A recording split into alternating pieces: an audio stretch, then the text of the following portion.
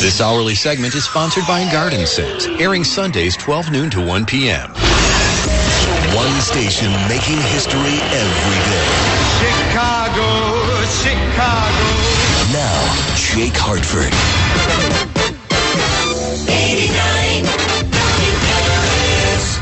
I want rustlers, cutthroats, murderers, bounty hunters, desperados, mugs, pugs, thugs, nitwits, halfwits, dimwits, vipers, snipers, con men, Indian agents, Mexican bandits, muggers, burglars, bushwhackers, hornswagglers, horse thieves, bull dykes, train robbers, bank robbers, ass kickers, and Methodists!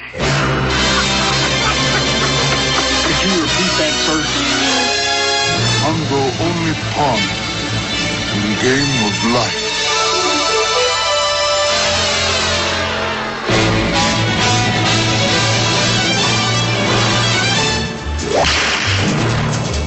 He rode a blazing saddle. He wore a shining star. His job to offer battle to bad men near and far. 7:07, hour number 2 of Awake with Jake. If you're just waking up, Harvey Korman is dead. Today he made his blazing saddle a torch to light the way. I'll be here until 8 o'clock when Paul Bryan arrives with Drive Chicago. When outlaws rule the West and fear-filled There's a story this morning that we're not going to be able to get into. It's very interesting, though. There's a new book out about Elizabeth Taylor. Apparently, Elizabeth Taylor, she was very active.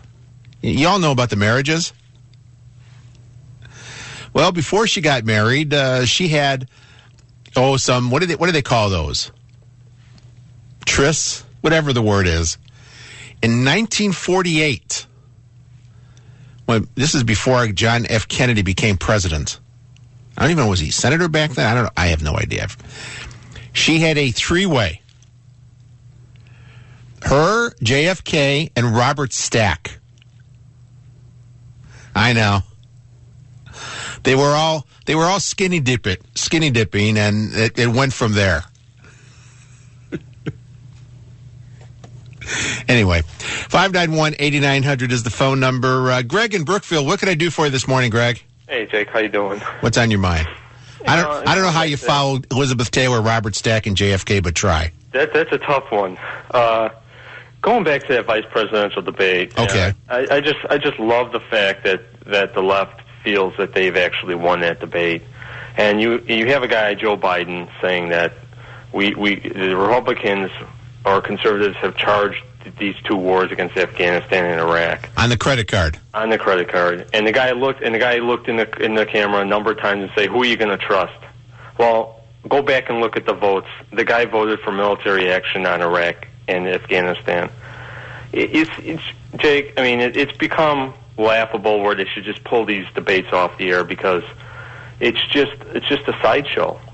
You have a guy here that gets his teeth bleached and his hair done and his face lifted, and he lies about his voting record, and he sits there and he covers for a Libyan disaster, a murder of 4 people, and then he's got the audacity to say about how much his administration cares about the soldiers.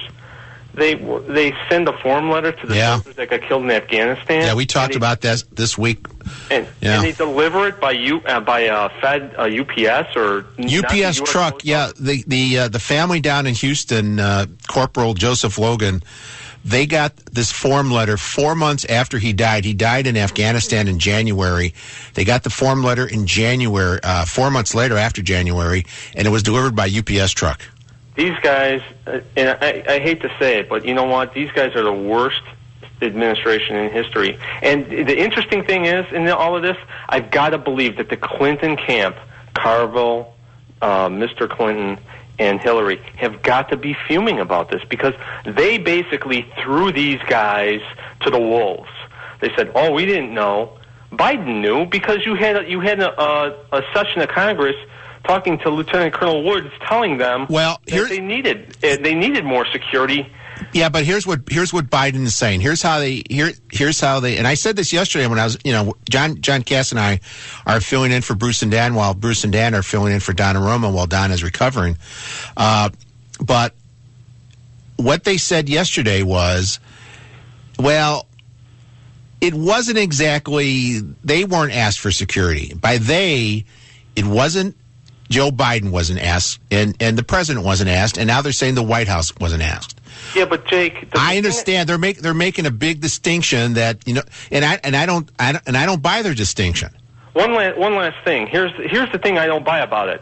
The State Department knows about this. There's no doubt about it, and I'm sure Hillary Clinton is lawyering up right now at the advice of Bill. But you know what? There's a National Security Council meeting that ties everything together and is supposed to report to the president. If you're telling me the National Security Council doesn't talk to the State Department and they all don't talk to the president, that's just another example about how bankrupt and corrupt and how inept this administration is. God help us if they're reelected. Thank you, Greg. Yeah, let's go to this first. The Joe Biden said he didn't vote for the Iraq or Afghanistan war. On September 14th, according to the Washington Post, 2001, he voted for the Afghanistan resolution, and then on October 11th, 2002, he voted for the Iraq resolution. Now, which is not to say he did not vote against it, because they have a way in Washington of having multiple votes so you can have multiple positions. For example, you remember the videotape that surfaced a couple weeks ago of President Obama, then Senator Obama in 2007? Everybody kind of focused on, he had that Southern drawl, and they kind of forgot about the substance of the tape. In the tape, he talked about there's a program in Congress where if you have a huge national disaster, federal money comes, but the state and local government has to come up with 25%, and they'll match the rest. Well, he was upset in 2007 because Congress was not giving money for Katrina. They weren't waiving the 25%. They're saying the people in New Orleans had to come up with the 25%. And he was upset because he said in New York, and after September 11th in 2001, they waived the 25% requirement. They also waived it for Hurricane Andrew in Florida a couple years later, and he was upset they weren't doing it for Katrina, and they eventually did. Well, I went and looked and checked, and apparently 2 weeks before that video was made, he voted against the waiving of the rule.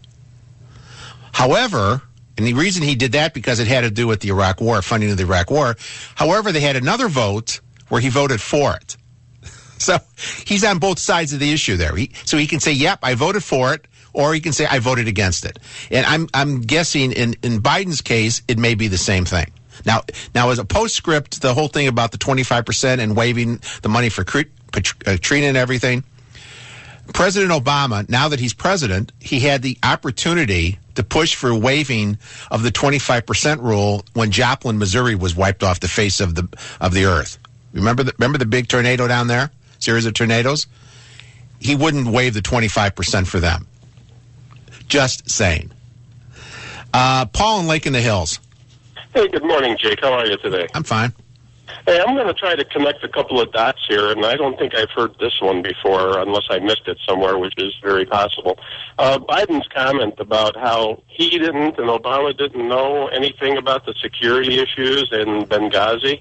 Yeah, because they weren't specifically asked about that. Yes. Yeah, well, it occurred to me, wasn't there some news stories not that long ago about how Obama was missing his daily intelligence briefings? I wonder if that might be related to that in any way. He missed, I think, out of 600 briefings, he missed about half of them, but he claims that he has an iPad and he can kind of read them there, which is not the same as getting one from the actual briefing officer where you can ask questions, if you see something you have a question about. Well, it's also hard for that iPad to jump out and say, hey, this is more important than the rest of them, depending on the situation there. But it seems like that might have just slipped through the cracks, and that's just, to me, another indication of the level of incompetence. And I think it's borderline dereliction of duty in many cases, because if you're not protecting an ambassador anywhere that ambassador is with U.S. personnel I cannot imagine that having occurred any place before, and that would be another thing that I think that somebody might be interested to look in. Well, what's the history on protection details for ambassadors prior to the Obama administration? Yeah, see, my personal feeling is, my opinion is that he has been basically running for re-election for 4 years. And there's a lot of sizzle, and it's like at the Democratic convention they had the big salute to the troops and all that stuff. It looks good, but when you're writing form letters to the families of our service people killed in Afghanistan and Iraq, are you really? How much do you really care? You don't have time to write, dictate a personal letter, even if you don't handwrite it. And we talked about this early in the week when we talked about this story. They went to a presidential historian, and in previous presidents handled it differently. They said George Bush, he would write something personal on every soldier. And then sometimes he would actually handwrite the letter. I think that's an indication of just where the feelings lie, or the lack of feelings, as the case may be. And you're talking about identifying with the middle class, this, that, and whatever. It's obviously a disconnect that I think is becoming more apparent, and we can certainly hope that in the next few weeks that will prevail. All right, thank you, Paul.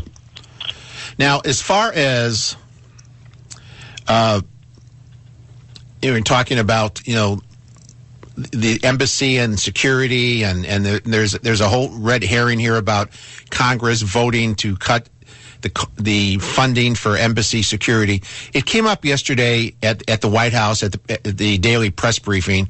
Here's a reporter asking Jay Carney about this. Listen to the answer.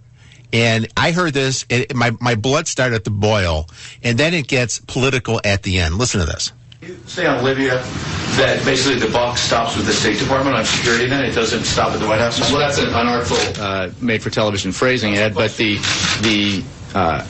You're fact of the matter, the State Department, the President can't deal with that. Basically, he doesn't make those assessments, is what you said. There are thousands of diplomatic personnel around the world. There are countless facilities around the world, and I am saying that when it comes to the number of personnel who are in place at consulates and embassies and other diplomatic facilities around the world, those decisions are appropriately made at the State Department by security personnel.